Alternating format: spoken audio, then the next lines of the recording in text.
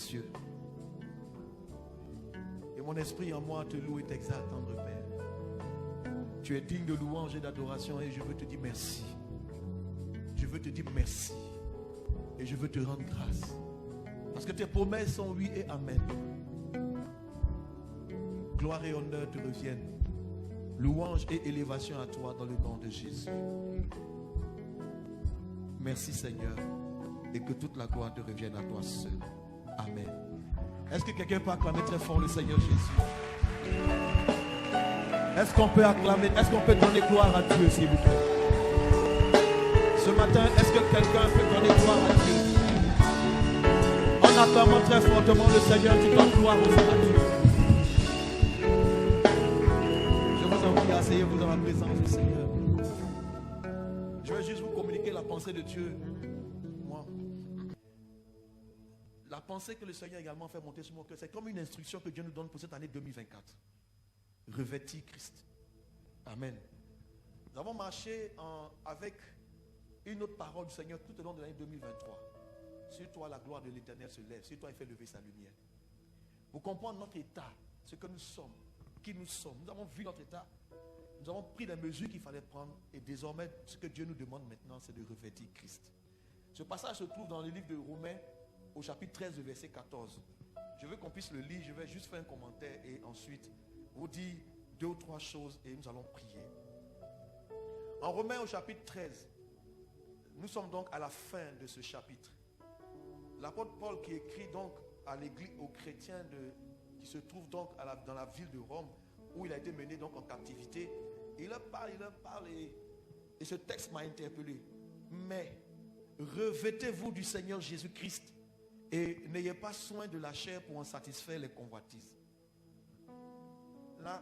La semaine passée, j'étais invité dans l'église du pasteur Thierry Clépi, le révérend Thierry Clépi, l'église, la maison de destinée, la maison de la restauration. Et j'ai eu un séminaire avec eux mardi, jeudi et le dimanche. Je n'étais pas là donc le dimanche. Et le prophète Malik a donc prêché et il a commencé un enseignement l'année suivante. C'est ça, l'année suivante. Voici les dispositions à prendre par rapport donc à l'année suivante. Et ces dispositions-là, il en a parlé. L'étude est tellement bien faite qu'il a continué le mercredi, il continuera encore le mercredi prochain.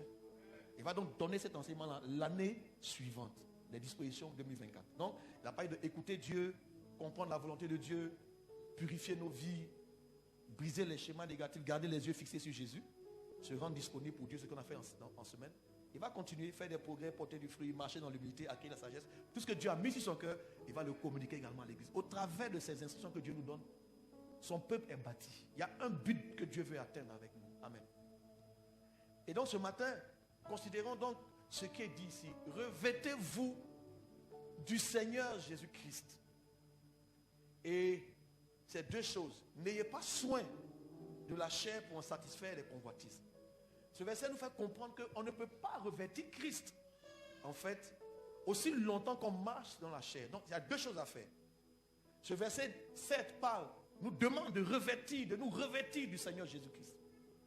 Mais en même temps également, il nous dit que nous devons faire une chose, ne pas avoir soin de la chair pour en satisfaire les convoitises. Et ce que je comprends, c'est que la chair va nous combattre. Elle va nous combattre avec force. Mais le fait de revêtir Christ nous amène, n'est-ce pas, nous aussi à entrer dans ce combat et à en sortir victorieux. Alléluia. Et je vous ai expliqué que ce vêtement de Jésus, on le lit, n'est-ce pas, en Jean au chapitre 19, lorsqu'ils se sont partagés le vêtement de Christ au sort, vous allez voir que son vêtement, il portait plusieurs choses en même temps. Quand on parle de vêtements, c'est tout ce dont tu as revêtu. Si on doit faire moi aujourd'hui les vêtements que je porte, vous allez voir que je porte beaucoup de vêtements. Hein. Voici, il y a une paire de chaussures, donc ça fait 2 vêtements. Hein? 2 chaussettes, ça veut dire 4 choses. Bon, il y a le caleçon, 1. Le sous-vêtement, 2. La chemise, 3. Il y a la cravate, au-dessus. Il y a le pantalon, il y a la ceinture, il y a la montre, il y a le bracelet. Tout ça sont des vêtements qu'on porte. Donc quand on parle de vêtements, il y a beaucoup de choses qu'on met sur soi. Donc quand on nous dit de revêtir Christ, vous allez comprendre que ce n'est pas seulement une chose. Mais il y a beaucoup de choses qu'on met sur soi. Et le vêtement que Christ avait, quand ils l'ont déshabillé, alléluia, ils l'ont déshabillé. Autrement dit, il allait sur la croix, c'est par pudeur que quand on représente cette scène, on lui met un petit caleçon, à blacon. Mais sinon, à la réalité, tel que les gens exposaient, humiliaient les condamnés pour amener le peuple à avoir peur de l'autorité romaine. Alors, on humiliait la personne jusqu'au bout. Et le Seigneur, il a dit à un moment donné, Père, tout est accompli. Pendant qu'il subissait cette grande humiliation, à aucun moment, il n'a été aigri. À aucun moment, il n'a ressenti de la colère. À aucun moment. Vous voyez même, c'est à la croix qu'il a prononcé des paroles fortes pendant qu'il était en train d'être ainsi humilié ou dépouillé.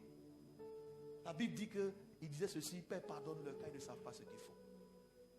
À un moment donné, il a dit, Père, tout est accompli. Il a dit beaucoup de choses à la croix, au moins 7 paroles, mais je ne vais pas parler dessus.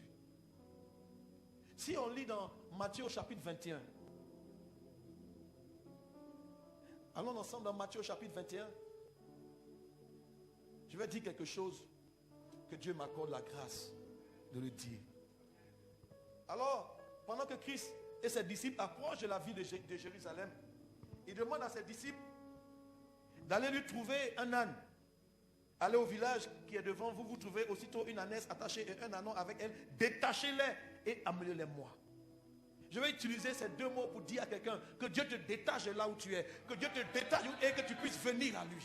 Que Dieu t'utilise en tant que serviteur du servant. Que Dieu t'utilise pour détacher les personnes, pour amener les personnes. Que ton ministère serve à détacher les gens de là où ils se trouvent pour les amener à servir le Seigneur.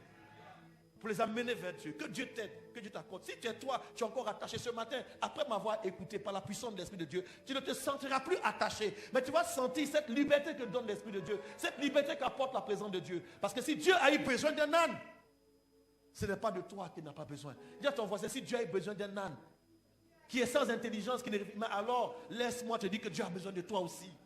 Dieu a besoin de toi. Détachez-le et amenez-le vers moi. Si quelqu'un vous dit, si quelqu'un vous répond, si quelqu'un vous dit quelque chose, vous répondez, le Seigneur en a besoin. S'il y a des parties de ta vie qui veulent venir à Christ et qu'il y a quelque chose qui les tient liés, non, le Seigneur a besoin de ça. Le Seigneur a besoin de mes yeux, le Seigneur a besoin de ma bouche, le Seigneur a besoin de mon corps, le Seigneur a besoin de moi, le Seigneur a besoin de mes finances, mais quelque chose va retenir. Qu'est-ce que tu dis à cette chose pour qu'on puisse relâcher ce que tu as, ce que tu es pour devenir ce que Dieu veut que tu sois.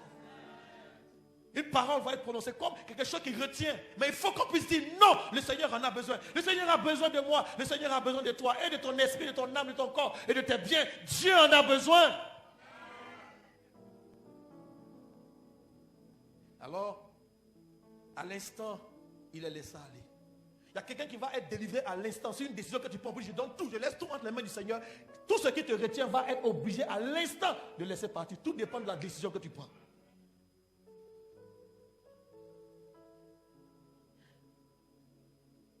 Et ils ont trouvé les choses telles quelles. Pourquoi? Parce qu'il y avait une parole prophétique avait été prophétisée. Qui disait cette parole.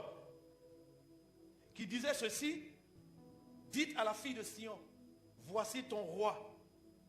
Viens à toi. Plein de douceur. Et montez sur un âne. Sur un ânon. Le petit d'une ânesse. Ça avait été prophétisé. Ça avait été annoncé déjà. Je veux dire à quelqu'un qu'il y a déjà des prophéties qui ont été prophétisées sur ta vie. Il y a déjà des choses qui ont été annoncées, proclamées. Pourquoi ça n'arrive pas? Ça dépend de la décision que tu prends aujourd'hui. La décision que tu prends de laisser entre les mains du Seigneur ta vie. Touche son voisin, dit laisse ta vie entre les mains du Seigneur. Souvent on accepte le Seigneur, mais on n'a pas laissé. Beaucoup ont accepté Christ, mais la partie où on laisse là, ils n'ont pas laissé. Et continuent de vouloir conduire leur vie. Amen. Alors, la parole prophétique s'accomplit.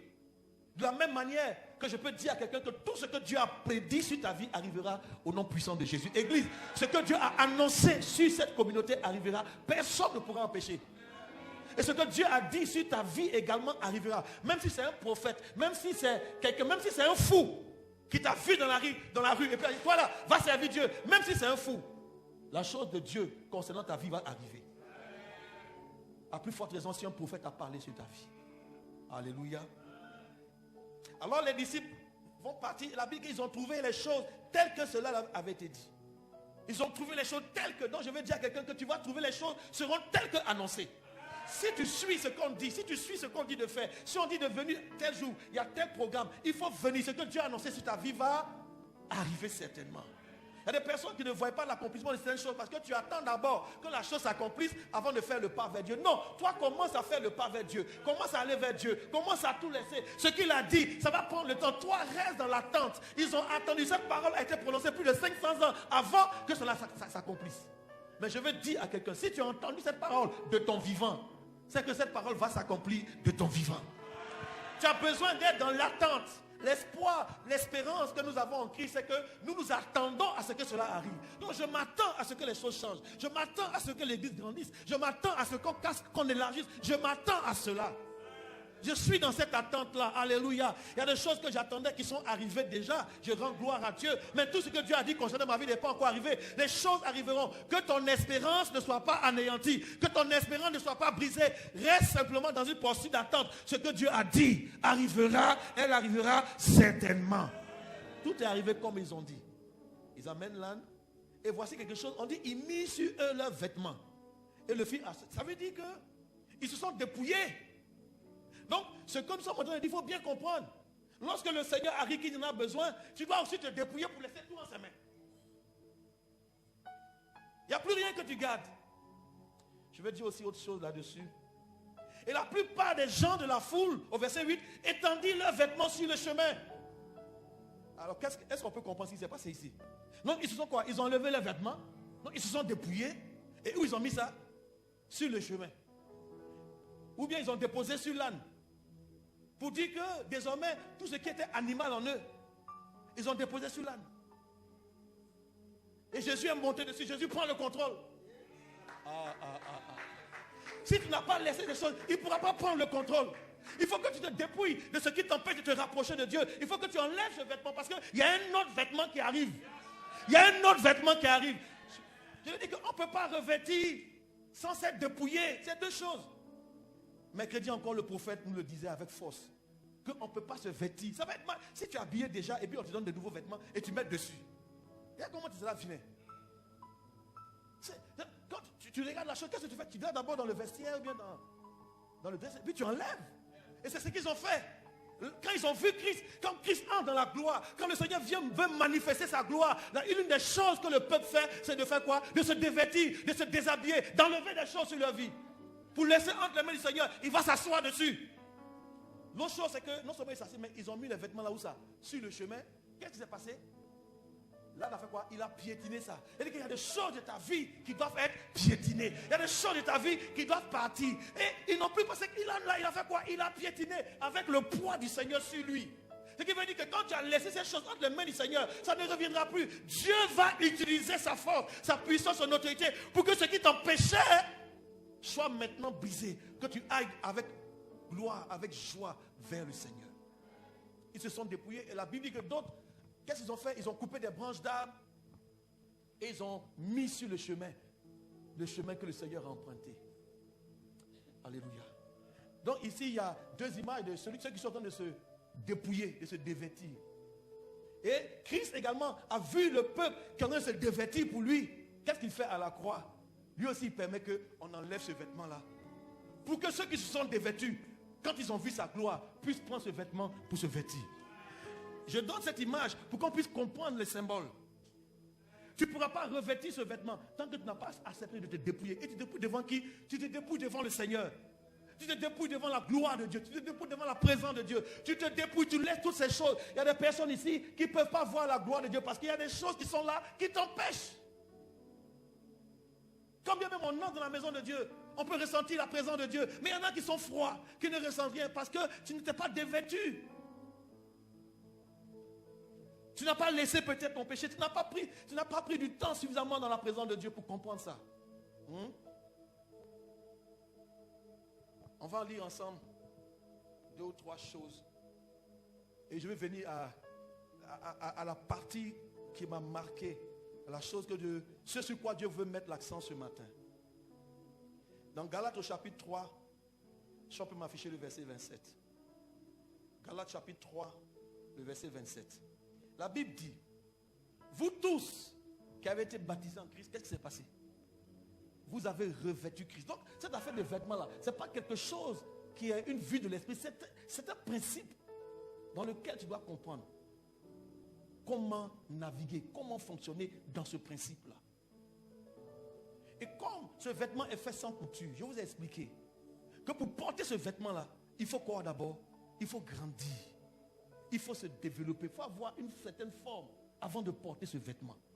Donc comprends mon frère et ma soeur ce matin que notre but, nous en tant que serviteurs de Dieu, c'est de t'enseigner, de t'instruire, de prier avec toi, de t'encadrer, de te soutenir, de t'aider à te développer en Christ, à grandir en Christ, jusqu'à un niveau de maturité. Paul parlait aux Éphésiens, Éphésiens, au chapitre 4, le verset 11 et 12. Tu peux afficher pour moi, s'il te plaît. Éphésiens chapitre 4, à partir du verset 11, je vais lire. Il a donné les uns comme apôtres, les autres comme prophètes, les autres comme évangélistes, les autres comme pasteurs et enseignants ou docteurs. Dans quel but? Il faut bien comprendre. Dans quel but? Le but ici, c'est pour le perfectionnement des saints. Le mot ici, c'est télios, qui veut dire pour la maturation des saints. Pour que les chrétiens atteignent un niveau de maturité spirituelle. Donc tout le travail que tous les serviteurs de Dieu font, tout ce travail que nous sommes en train de faire, ce n'est pas pour autre chose que pour que vous, chrétiens, enfants de Dieu, que vous puissiez grandir dans la foi, dans la connaissance de Christ, grandir spirituellement, avoir cette taille, cette forme. Et quand on parle de ça, c'est de l'homme intérieur dont il est question. Mais cette croissance ne peut pas avoir lieu en même temps que la chair se développe et nourrit. Il faut que l'un s'arrête pour que l'autre continue à se développer. Il faut que l'un prenne fin. La chair a des désirs. On ne peut pas diminuer la chair, mais elle a des désirs. La chair demande des choses.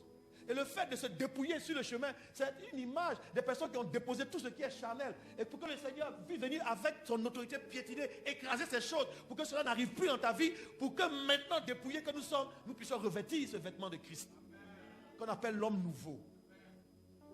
Alléluia. C'est quand Christ est, si on continue au verset suivant, on dit, là, laisse pour le perfectionnement des saints, en vue de l'œuvre du ministère. Il faut que chaque chrétien commence son ministère. Pour que tu puisses commencer ton ministère, il faut que tu grandisses d'abord pour atteindre un niveau de maturité spirituelle. C'est un processus spirituel qui est continu. Ça ne va pas s'arrêter. On continuera toujours d'être de plus en plus sage, de manifester de plus en plus de maturité. Le mot maturité, c'est ça qui est parfait, c'est-à-dire télios, parfait. Et que la croissance s'est développée parfaitement. Quand l'arbre grandit, arrivé à un moment, il ne peut plus aller en hauteur.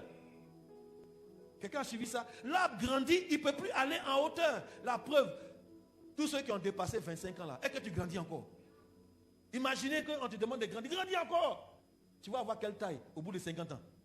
Non, à partir d'un âge, on ne grandit plus. Donc, on dit que sa croissance a été parfaite, achevée. Maintenant, l'arbre ne va plus grandir, mais va rentrer dans une autre phase qui est la phase de production. Produire des fruits maintenant. Hein? Et c'est maintenant pour produire, pour arriver, quand tu atteins la taille, c'est une taille standard. Nous tous, cette taille, c'est cette taille qu'on appelle l'image de Christ. La taille, la statue parfaite de Christ. Vous lisez ici, jusqu'à ce que nous soyons tous parvenus à l'unité de la foi, de la connaissance du Fils de Dieu, à l'état d'homme fait, à la mesure de la taille, la statue parfaite de Christ. Tu as la bonne taille. En ce moment, qu'est-ce que tu peux faire maintenant? Tu peux porter le vêtement. Parce que ce vêtement est fait sans couture. On ne diminue pas. On n'agrandit pas. L'homme ne touche pas. La main de l'homme ne touche pas. Ça veut dire que quand tu atteins ce niveau de maturité, tu peux revendiquer, oui, Seigneur, maintenant j'ai besoin de ce revêtement. Beaucoup sont en train de servir le Seigneur dans notre nation, revêtus, mais ils n'ont pas la taille. Presque 70 à 80% des serviteurs de Dieu, ils sont revêtus. Je ne dis pas que Dieu ne les a pas appelés. Ils sont revêtus, mais ils n'ont pas quoi? La taille. Ce qui veut dire qu'ils n'ont pas la maturité. Ils flottent dedans. Non, ils peuvent faire n'importe quoi. Quand le Saint-Esprit voit ça, ce n'est pas la pensée de Dieu. Beaucoup d'hommes de Dieu ont besoin de quoi? De grandir encore. D'atteindre la maturité. Ça n'a rien à voir avec l'onction. Mais c'est la maturité. Amen. Et dans ce revêtement, on va aller tout doucement, je vais finir dans 5 minutes. Toujours dans Éphésiens, au chapitre 4, viens au verset 20. Venons au verset 20. Au verset 20, mais vous, ce n'est pas ainsi que vous avez appris Christ. On va lire ensemble. Ce n'est pas comme ça qu'on vous a... Mais pose la question à ton voisin. Comment on t'a parlé de Jésus? Comment? Tout le monde n'entend pas parler de Christ de la bonne manière. Il faut que Christ soit présenté de la bonne manière pour que les gens puissent bien grandir, pour que les chrétiens puissent... Le but, c'est que tu puisses commencer ton ministère. Dis à ton voisin, le but du pasteur, c'est que toi, tu commences ton ministère. Il faut dire à l'autre voisin, parce que celui à qui tu as parlé là, c'est pas le but, il ne comprend rien. Dis à un autre voisin. Le but, c'est que le pasteur cherche, c'est que toi, tu grandisses dans la connaissance de Christ, dans la foi, dans la vie chrétienne, ta marche avec le Seigneur, jusqu'à ce que tu découvres ton ministère. Et la Bible dit que c'est lorsque tu vas commencer ton ministère que l'église va être édifiée. Moi, j'attends la croissance de l'église, mais elle ne viendra pas tant que toi, ton ministère n'a pas commencé. Est-ce que quelqu'un comprend ça? Hein? Ça va? Mais vous, ce n'est pas ainsi que vous avez appris Christ. Verset suivant. Si du moins vous l'avez entendu, et c'est conformément à la vérité. Est-ce qu'on t'a annoncé l'évangile conformément à la vérité? C'est quoi? À la vérité qui est en Christ, c'est en lui. Écoutez bien que c'est en lui que vous avez été instruit à faire quoi? À vous dépouiller. Mais aussi on ne t'apprend pas ce message. Les gens sont remplis de leur personnalité. On a même prêché un message, il fut un temps où on parlait de développement personnel. Les gens sont devenus des coachs. Pour exciter les gens, on a développé la chair dans la vie de beaucoup de personnes pour les rendre ambitieuses. Il faut atteindre des sommets. Mais tu atteins des sommets comment? Tu atteins des sommets pour quoi? Tu atteins des sommets pour qui? En atteignant ces sommets-là, toi-même tu es devenu quoi? Si tu atteins un sommet que toi-même tu deviens une montagne. Après maintenant, on te regarde, on ne sait plus maintenant qui on doit adorer. Est-ce qu'on se comprend? En lui, vous avez été instruit à faire quoi? À vous dépouiller. Verset suivant. Eu égard à votre vie passée, à vous dépouiller de quoi? Du vieil homme qui se corrompt par les convoitises trompeuses. Non seulement vous avez appris à vous dépouiller, mais vous avez appris aussi à être renouvelé dans l'esprit de votre intelligence. Continuons. Et à revêtir l'homme nouveau, créé selon Dieu dans une justice et une sainteté que produit la vérité. Là, ici, nous devons être instruits, nous devons être enseignés à faire quoi? Deux choses, à se dépouiller du vieil homme et à faire quoi? Et à revêtir l'homme nouveau qui se régénère, qui se renouvelle dans la connaissance de Dieu. Cet homme nouveau qui est créé selon Dieu dans une justice et une sainteté que produit la vérité. Je vais prendre encore 2 minutes. Colossiens chapitre 3. Et puis je m'arrête. Colossiens chapitre 3 verset 9. Ne mentez pas les uns aux autres, vous étant comment? Dépouillés du vieil homme et de ses œuvres. Et le verset suivant. Donc on apprend à se dépouiller. Et non seulement on ne se dépouille pas simplement, mais on se dépouille. Et qu'est-ce qu'on fait? Et ayant revêtu l'homme nouveau, qui se renouvelle comment? Dans la connaissance, selon l'image de celui qui l'a créé. Cet homme nouveau, cet homme spirituel, c'est ce qui représente, quand on dit le vêtement de Christ. Quand tu portes ce vêtement, on voit en toi une nouvelle personne. On voit en toi quelqu'un de nouveau. On voit en toi une personne qui est prête maintenant à commencer le service, à commencer le ministère. Je ne suis pas en train de remettre en cause. Non, tu peux commencer le ministère le jour même que tu as donné ta vie à Jésus. Ce n'est pas un problème. Quand tu as donné ta vie à Jésus, tu peux commencer le ministère. Tu n'as pas besoin de formation. Ça, je n'en disconviens pas. Mais j'ai envie de parler des voies que le Seigneur nous indique. Apprendre 2 choses. À nous dépouiller du vieil homme et de ses œuvres. À nous dépouiller de l'homme charnel. À nous dépouiller de l'homme animal. Comme ces personnes, devant la gloire de Dieu, ont enlevé leurs vêtements. Ils étaient pleins de joie pour cela. Nous devons nous aussi être pleins de joie. Il y a des choses qu'on doit déposer. Ça n'honore plus Dieu. Ça ne glorifie pas Dieu. On doit déposer ces choses-là. Afin que le Seigneur puisse les piétiner. Ou s'asseoir dessus. Effacer ces choses-là. Et comprendre qu'en levant les yeux sur lui, en levant les yeux sur la croix, il y a un vêtement qui est là pour nous vêtir. L'homme nouveau. L'homme spirituel. En lui, dans cet homme-là, dans ce vêtement se trouve la pensée de Christ. Tu ne peux plus fonctionner dans cette nouvelle dimension si tu ne perçois pas pour toi-même la pensée de Christ. La pensée de Christ. Touche ton voisin, dis-lui la pensée de Christ. C'est ce que la Bible nous demande. Pour dire à quelqu'un qu'il y a 2 choses que tu dois faire. Apprendre à te dépouiller. C'est biblique, c'est ce que la Bible demande. C'est ce que le Saint-Esprit te demande ce matin. Et cet homme nouveau, c'est l'homme spirituel. Cet homme nouveau est cet être intérieur qui se développe. C'est lui que nous cherchons à faire grandir en toi. Que tu puisses revêtir Christ. Qu'on puisse voir cette image de Christ au travers de toi. Que ce processus de transformation continue dans ta vie. Ne baisse pas les bras, prie pour que ça continue. Et au milieu de ça, l'avantage, c'est que tu vas recevoir la pensée de Christ. Si on peut afficher 1 Corinthiens chapitre 2, le verset 16, tu vas dire, nous n'avons pas reçu la pensée qui vient sur moi, mais nous avons reçu la pensée de Christ. Quand tu as cette pensée de Christ, laisse-moi te dire une chose, tu es conduit maintenant comment? Par la pensée de Christ, donc par l'Esprit de Dieu. Beaucoup disent, je vais être poussé, je vais être conduit par l'Esprit. Ça vient avec la pensée de Christ qui se trouve dans ce vêtement. Quand tu portes ce vêtement, il y a une pensée qui vient. Qu'est-ce que tu dois faire? Et je comprends ces choses-là. Comme ce matin, on peut comprendre que voici quelle direction il faut prendre. Voici quelle orientation il faut donner. À ce stade où je suis parvenu, voici ce que nous devons faire. Et ça, Dieu veut faire ça pour chacun de ses enfants.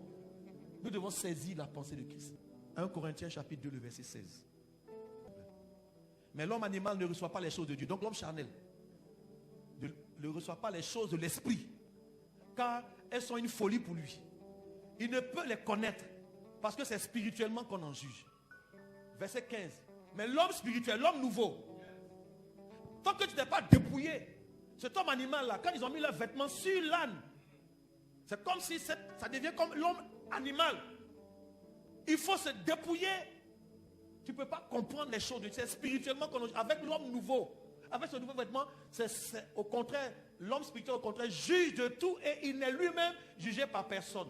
Et c'est là que tu comprends.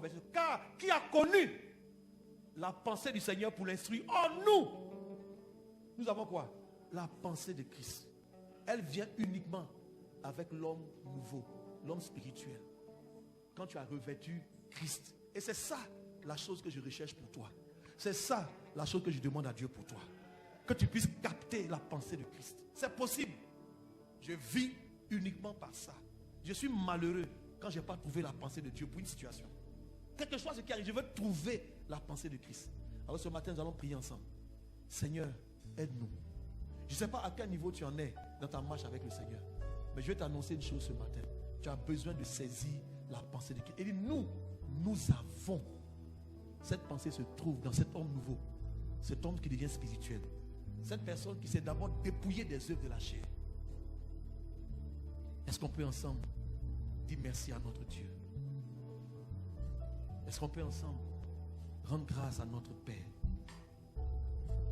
Brasia, Soterian Talabroskaya. Cet homme qui prend plaisir, l'homme nouveau prend plaisir dans la présence de Dieu. Il est spirituel.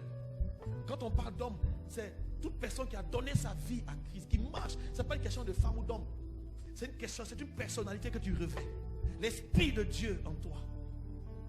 Tu as besoin d'abandonner, de te dépouiller de ces vieilles habitudes, des œuvres de la chair. Dans le but, ce n'est pas pour autre chose que de revêtir Christ. Pour que l'homme nouveau prenne place en toi. L'homme spirituel qui a reçu directement la pensée de Christ. Oh, nous qui avons été baptisés, nous avons revêtu Christ. Parce que tu es passé par les eaux du baptême. Cette nature de Christ également est en toi. Et tiens-toi debout s'il te plaît. Et prie avec moi. Parle au Seigneur. Nous allons terminer en prenant 5 minutes pour prier. Tu vois, si tout le monde est revêtu de cet homme nouveau, on n'a même plus besoin de faire des efforts pour ressentir la présence de Dieu. L'homme nouveau, il ressent la présence. Quand tu rentres dans l'église, et puis tu dis que tu es froid, mais c'est parce que tu viens encore avec l'homme charnel. Tu viens encore avec le vieil homme. Lui, il ne peut pas ressentir les choses de Dieu. C'est ce que la Bible dit. Il ne peut pas ressentir les choses de Dieu. Il ne peut pas comprendre les choses de Dieu. Mon frère, tu as besoin de te développer encore en Christ. Tu as besoin de faire un effort de grandir encore. Tu dois rechercher cette croissance en prenant la décision d'abandonner le mensonge, d'abandonner la colère, d'abandonner la convoitise, d'abandonner la jalousie, d'abandonner le péché sous toutes ses formes. C'est comme ça que tu mets fin, que tu te dépouilles du vieil homme. Et que tu parles à Dieu, que tu pries, Seigneur, maintenant que je suis dépouillé, viens me revêtir. Et levons nos voix, prions ensemble, Seigneur.